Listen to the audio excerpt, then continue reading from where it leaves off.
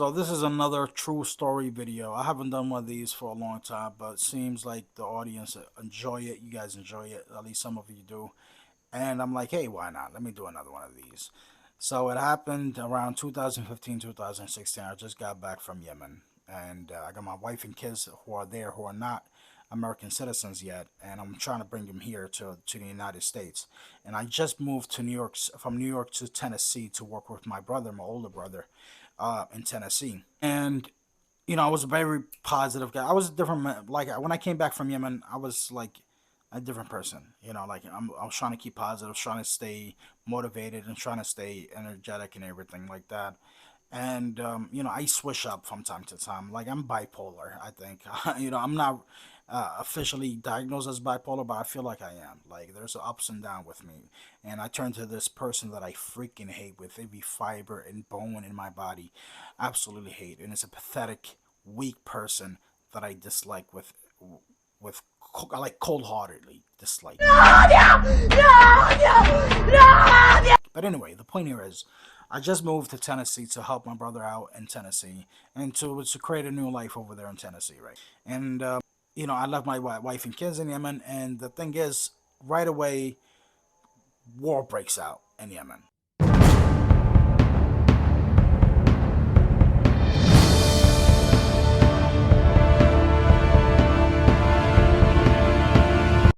I mean, freaking Yemen is on fire. I mean, we have the Houthis on one side, we have some other group on another side, we have Saudi Arabia bombing shit, we have like chaos in Yemen. And I'm totally concerned and worried about my wife and kids because they're not American citizens, so they can't come to America, at least uh, not yet.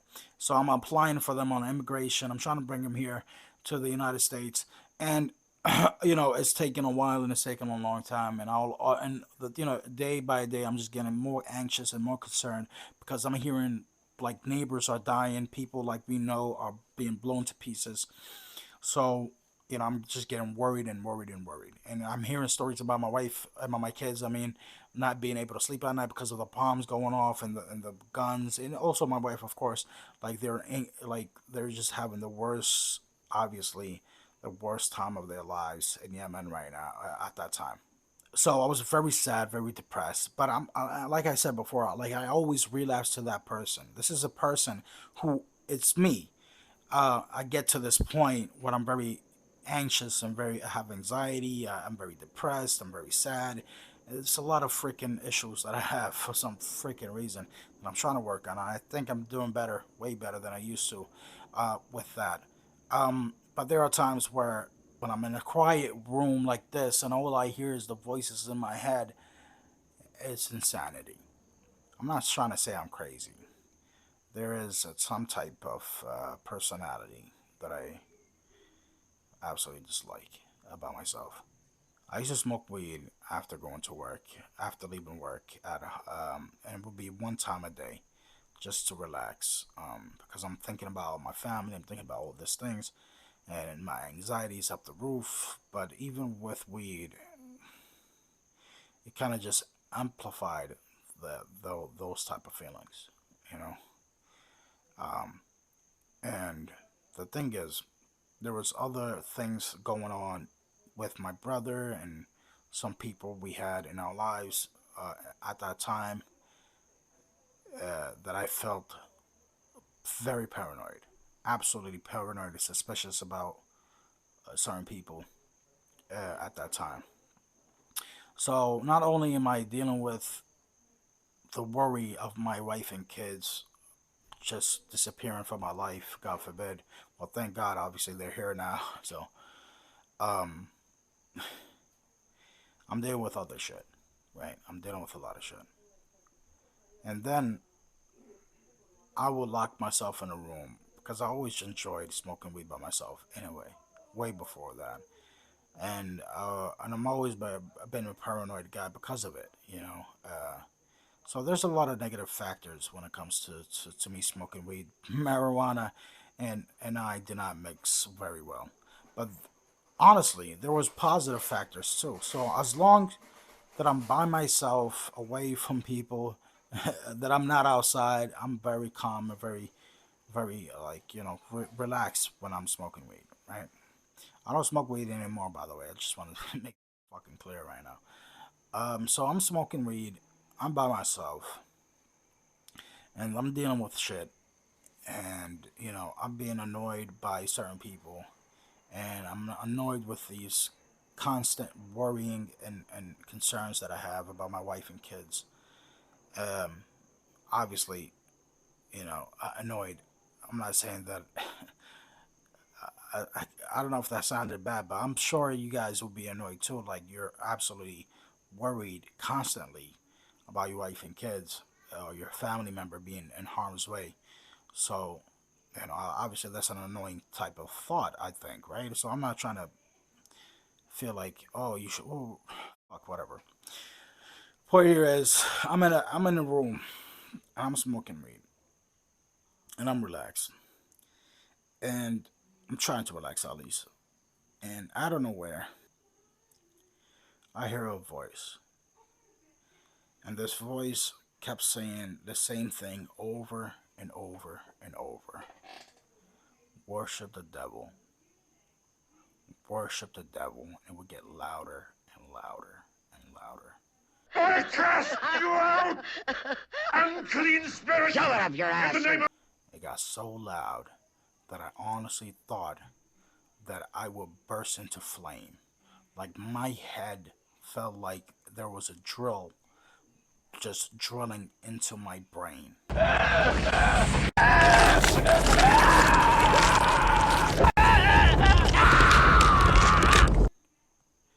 Honest to God, I felt the worst pain, the worst headache pain that I ever felt, and honestly, I don't know. It felt like I was going through some type of mental breakdown. I don't know what to describe it as. Like I feel like uh, I don't know what it is, but I felt the most intense pain, and this voice just getting louder and louder.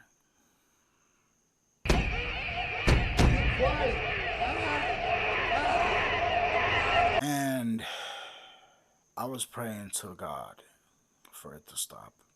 I was praying hard. I was praying really hard for it to stop. And it did. It just stopped. Just like that. I put down the weed. I laid down. And I did some breathing exercises, trying to focus on my breathing. And I finally go to sleep.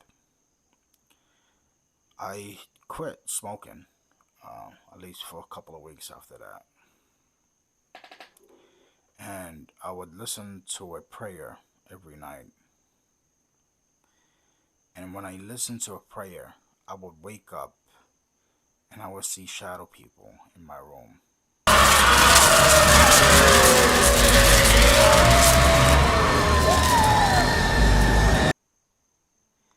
And right away, I would wake up and I would throw my sheet that I had over me at them.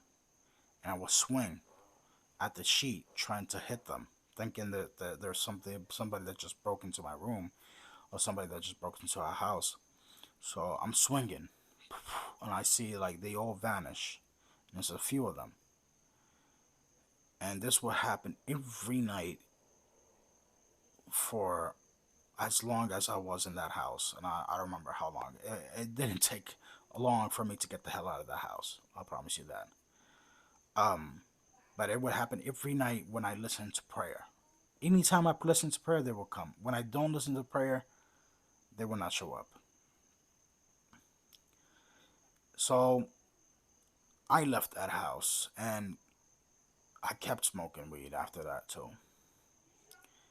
But I never seen them again because I never listened to prayer after that. That was the most intense moments of my life. One of the most intense moments of my life. Shadow people. I don't know if you guys believe in shadow people. Again, like all I think about shadow people is they're the manifestation of actual jinn, which is a species of creatures that God created. That's exist. The concept of them exists within the Islamic theology, if you want to go research it. They call it Jinn, and that's what I thought they were, and think and believe actually that's what they were. And people that I spoke to, like my family, my brothers in particular, they would laugh and joke and think that I'm going crazy or just being stupid and seeking for attention. Maybe, I mean, obviously they didn't say that out loud, but I think that's what they thought. I was looking for attention, but I wasn't looking for attention at all. I didn't care about you guys. I don't care what you thought. Um, I lived in a fucking room with filled with roaches, with my legs dangling over the fucking sofa for months until I got arthritis in my fucking ankles for attention. That's what they think. Anyway, that's the story. It's true 100%. Have I ever seen the shadow people? I've seen them a couple of times afterwards. Um, but it wasn't as many as they were in that room. And I don't think, and the other time that I saw them, I don't think they were exactly like those shadow people that I actually seen. I think they were like a, I don't know, I can't describe these other ones. It was a weird situation with that one. But anyway, at that moment it wasn't aggressive. So that, like, the difference between those shadow people and the people that I experienced in that house, the shadow people that I experienced in that house was is an entire huge difference because I felt the dark energy from that house. I felt the fear, the aggressiveness. They were very close to my face when I woke up. Um, I don't know. Maybe it is just a manifestation of my delusions. I don't know. And I don't like using those type of terminologies until those type of statements to describe my mental state because I don't believe I'm crazy at all. I don't believe that I am delusional. I believe people do experience certain things in certain times in their lives. It is what it is, and intensified moments like that, amplified, especially that's amplified by a feeling of